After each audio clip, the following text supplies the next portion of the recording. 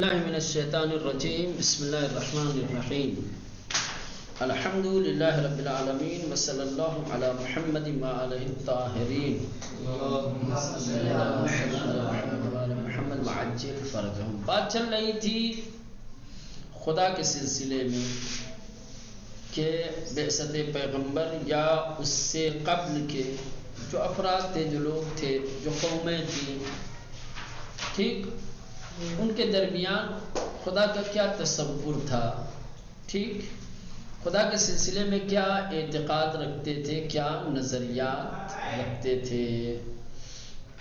ٹھیک، آج بات پہنچی ہے کہ حضرت نوح علیہ السلام، حضرت عاد و سمود علیہ السلام، ان انبیاء کی امتوں کے درمیان، ٹھیک، خدا کے بارے میں کیا عقیدہ تھا. قوم نوح، قوم عاد، قوم ثمود خدا کو کیسا مانتے تھے. ٹھیک، کہ یہ تمام قومیں، حضرت نوح کی ہو چاہے حضرت عاد و سمود، ان تمام نبیوں کی قومیں خدا کے وجود پر اعتقاد رکھتی تھی، خدا کے وجود کے قائل تھے، سبھی خدا کو مانتے تھے، خدا کو مانتے تھے، ایک خدا نہیں کہوں گا، خدا کو مانتے تھے. اگر ان کو اختلاف تھا تو توحید کے بارے میں، نبوت کے بارے میں، معاد کے بارے میں، خدا کے وجود کے بارے میں کسی کو اختلاف نہیں تھا. خدا کا وجود تمام امتوں کے درمیان مسلم، تمام قومیں، تمام امتیں خدا کے وجود کی قائل تھیں، وجود خدا کو مانتے تھے، تسلیم کرتے تھے. سب کہتے تھے خالق ہے، خدا ہے، اس نے دنیا بنائی، لیکن وہ بنانے والا خدا ایک ہے، اس میں اختلاف. توحید، ٹھیک، اس کی صفات کے بارے میں، جو اس نے انبیاء بھیجے، انبیاء کے بارے میں لوگوں کو اختلاف، قیامت اور معاد کے بارے میں اختلاف تو تھا، لیکن وجود خدا کے بارے میں ان امتوں کے بیچ کوئی اختلاف نہیں تھا. تمام انبیاء کی امتیں وجود خدا کی قائل تھیں. وجود ایک الگ چیز ہے اور توحید خدا ہے یا نہیں، ٹھیک، یہ بات وجود کی ہو گئی. خدا موجود ہے یا نہیں، موجود ہے، یہ اس کے وجود کی بات ہے. جو خدا ہے وہ ایک ہے یا ایک نہیں ہے، یہ توحید کی بات ہو گئی، اس کی وحدانیت کے بارے میں. تو خدا کی وحدانیت کے بارے میں، نبیوں کی نبوت کے بارے میں، معاد اور قیامت کے بارے میں تو لوگوں کو اختلاف تھا، لیکن خدا کے وجود کے بارے میں انبیاء کی امتوں میں کوئی اختلاف نہیں تھا. اب جائیے قرآن مجید اٹھا کر کے دیکھیے، قرآن مجید میں وہ آیتیں کہ جن آیتوں میں قوم نوح، قوم عاد، قوم سمود کا ذکر کیا گیا ہے، ان آیتوں سے پتہ چلتا ہے کہ یہ قومیں وجود خدا کی قائل تھیں، خدا کے وجود کو یہ سب تسلیم کرتے تھے، مانتے تھے. اختلاف توحید، نبوت اور معاد کے بارے میں تھا. ٹھیک، بس سمجھ میں آئی؟ دیکھیں، از برخی آیات کریم قرآنی به دست می آید کہ کہہ رہے ہیں کہ قرآن مجید کی بعض آیتوں سے، کچھ آیتوں سے یہ نتیجہ نکلتا ہے کہ نہ تنہا مردم روزگار پیغمبر اسلام، نہ یہ کہ صرف رسول خدا کے زمانے کے لوگ، بلکہ نوح علیہ السلام کی قوم، عاد، سمود اور دوسری قومیں کہ پس از آنہا بودن، کہ جو ان لوگوں کے بعد آئی، نوح کے بعد، سمود کے بعد اور عاد کے بعد، رسول خدا سے پہلے حضرت نوح، حضرت عاد، حضرت سمود، ان کی قومیں اور ان کے بعد جو قومیں آئیں، وہ سب کی سب با پیامبران خود برسر اصل وجود اللہ نزاعی نہ داشتن. وہ نبیوں سے خدا کے وجود کے بارے میں کسی طریقے کا کوئی اختلاف نہیں رکھتے تھے. تمام امتیں اپنے نبیوں سے کیا ہے، خدا کے وجود کے بارے میں مخالفت نہیں کرتے تھے، کوئی سوال نہیں اٹھاتے تھے. ٹھیک، پھر بلکہ در مسئلہ یگانگی، بلکہ خدا کی وحدانیت اس کی توحید کے مسئلے میں، نبوت کے بارے میں، معاد کے بارے میں با پیامبران خود سرستیز و نزاع داشتن، اپنے نبیوں سے لڑتے تھے، جھگڑتے تھے، اختلاف کرتے تھے۔ ٹھیک، آسان لفظوں میں کہا جائے کہ تمام نبیوں کی امتیں اپنے نبیوں سے توحید کے بارے میں، نبوت اور معاد کے بارے میں تو لڑتے تھے، جھگڑتے تھے، دلیلیں مانگتے تھے، ٹھیک، اختلاف کرتے تھے، خدا کے وجود کے بارے میں نہیں کرتے تھے۔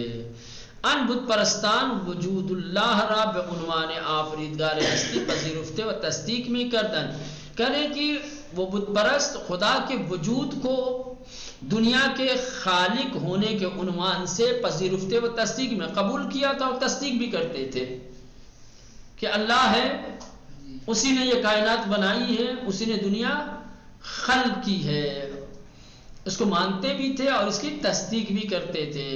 وبتہارا، پھر اب سوال یہ پیدا ہوتا ہے کہ جب خدا کے وجود کے قائل تھے، کہتے تھے کہ دنیا کو پیدا کرنے والا ایک خالق ہے، ایک خدا ہے، تو پھر بتوں کی پوجا کیوں کرتے تھے؟ اسی اللہ کی پوجا کیوں نہیں کرتے تھے جس کو کائنات کا خالق مانتے تھے؟ سوال ہے نا جی۔ جب تمام قومیں خدا کے وجود کی قائل تھی، نبیوں سے کوئی خدا کے وجود کے بارے میں سوال نہیں کرتا تھا، اختلاف نہیں کرتا تھا، سب کے سب کہتے تھے کہ دنیا کا بنانے والا ایک خالق ہے، یہ دنیا اللہ نے بنائی ہے، خالق نے بنائی ہے، تو پھر عبادت بتوں کی کیوں کرتے تھے؟ جس خدا کو خالق مانتے تھے اسی کی عبادت بھی کرنی چاہیے تھی، نہ کرے۔ بتوں کی اس لیے پوجا کرتے تھے، کہتے تھے کہ یہ تجلی محسوس ہے اس خدا کی، اس خدا کو ہم دیکھ نہیں پاتے، وہ خدا جو ہے احساس میں سمانے والا نہیں ہے، محسوسات کے ذریعے سے ہم اسے نہیں درک کر پاتے، ٹھیک، تو ہم اس کو محسوس کرنے کے لیے اس کا ایک پتلا بنا لیتے ہیں، اس کی عبادت کریں گے تو ہمارا دل مطمئن ہو جائے گا کہ ہم اسی خالق کی کر رہے ہیں۔ بات سمجھ رہے ہیں جی؟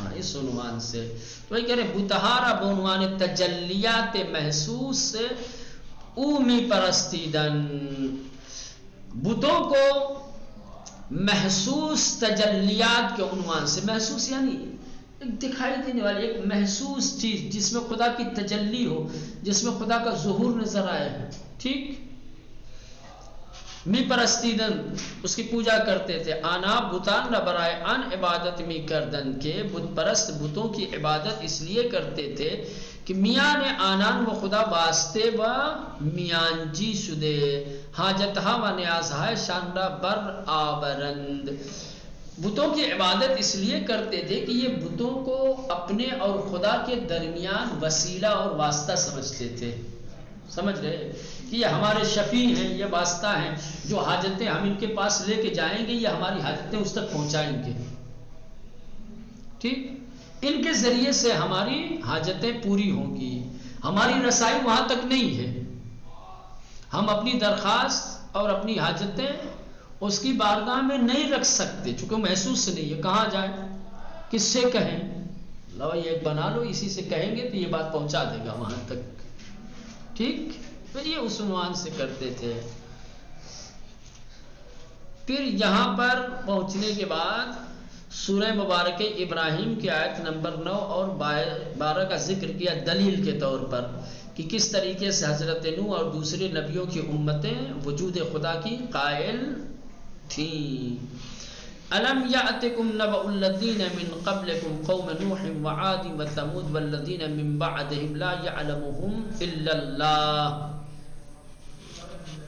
کیا ان لوگوں کی کہ جو تم سے پہلے تھے یعنی قوم نوح، عاد، ثمود اور ان کے بعد کی دوسری قومیں، ان کی خبر نہیں آئی، ان کے بارے میں تمہیں نہیں بتایا گیا کہ وہ سوائے اللہ کے کسی اور کو نہیں جانتے تھے، کہتے تھے کہ خالق اللہ ہے، دنیا کو بنانے والا اللہ ہے، ٹھیک ہے۔ اس آیہ کریمہ میں واضح طور پہ بتایا گیا ہے کہ قوم نوح اور دوسرے نبیوں کی قومیں وجود خدا کی قائل تھیں. ٹھیک.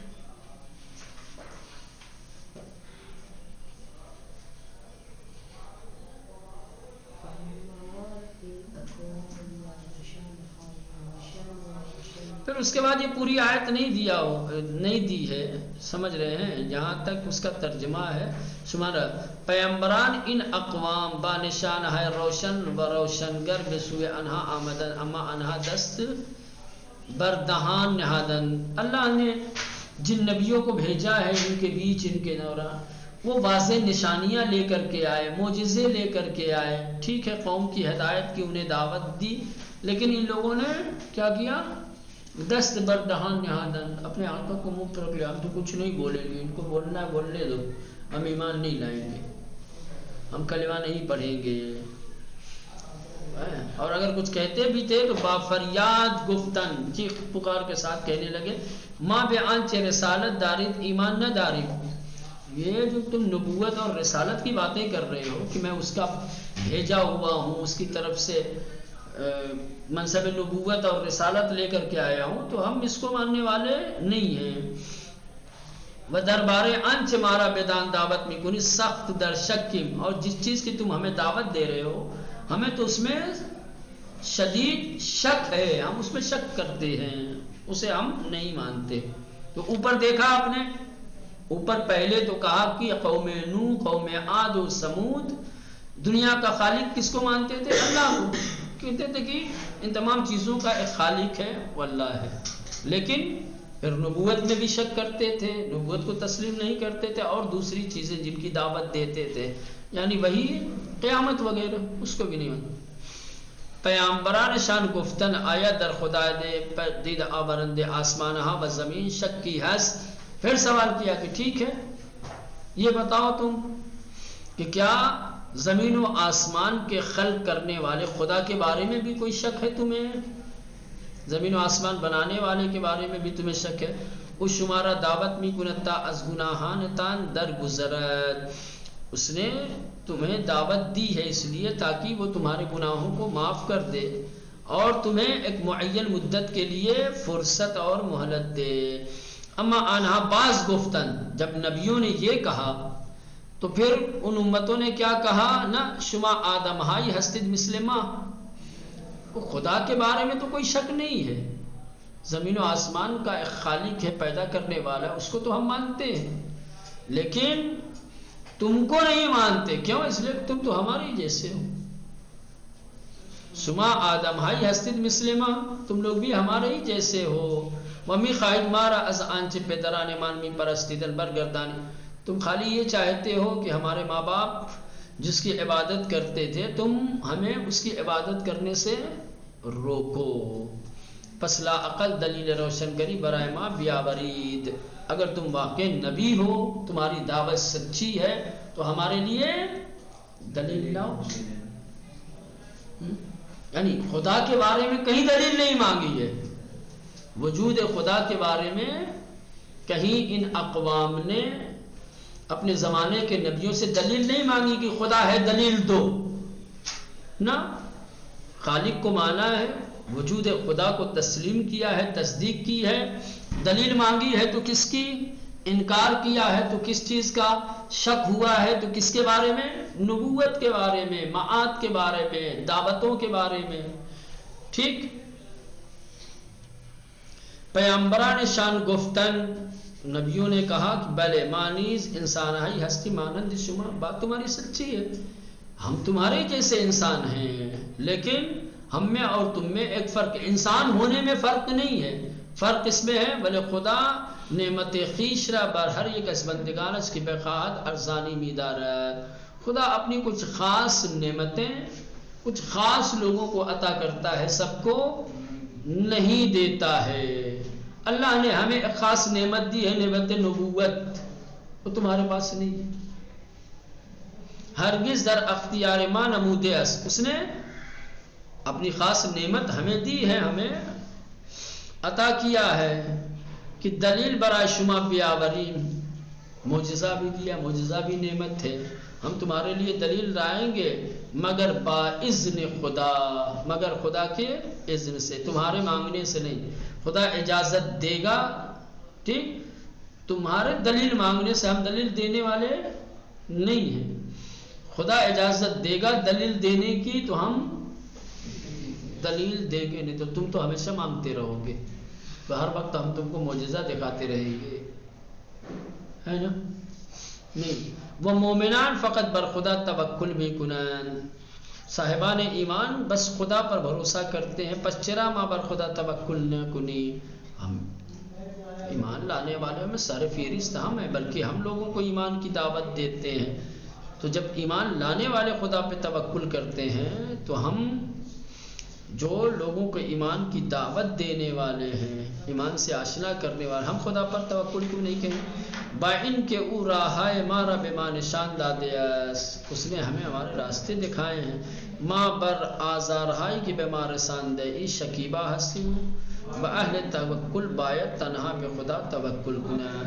تم لوگوں نے جو ہمیں ستایا ہے، جو پریشان کیا ہے، ہم تمہاری طرف سے دی گئی اذیتوں پہ صبر اور تحمل سے کام لینے والے ہیں، ہم اہل توکل ہیں، ہمارا تکیہ، ہماری بھروسہ صرف خدا کے اوپر ہے، اور اہل توکل کو چاہیے کہ وہ بس خدا پر ہی توکل کریں، بھروسہ کریں۔ خلاصہ کلام یہ ہے کہ یہ تمام آیتوں کے ترجمے جو دیے گئے ہیں، ابھی تک جو کچھ آپ نے پڑھا یہ سب ترجمہ تھا قرآن مجید کی آیتوں کا، نیچے ایڈریس دیا ہوا، نیچے آیتیں دی ہوئی ہیں، ٹھیک ہے، ان آیتوں کو آپ پڑھ سکتے ہیں۔ خلاصہ اور نتیجہ یہ نکلتا ہے اس درس کا کہ حضرت نوح، حضرت عاد، حضرت سمود، یہ تمام انبیاء یا ان کے بعد جو قومیں آئیں، ان کی قومیں، ان نبیوں کی قومیں، اور ان کے بعد یہ جو قومیں آئیں، وہ سب خدا کے وجود کے قائل تھے، وجود خدا کو تسلیم کرتے تھے، مانتے تھے۔ ان کو اختلاف کس سے تھا؟ کس کے بارے میں تھا؟ خدا کی وحدانیت کے بارے میں تھا، نبیوں کی نبوت کے بارے میں تھا، معاد کے بارے میں تھا، نہ کہ وجود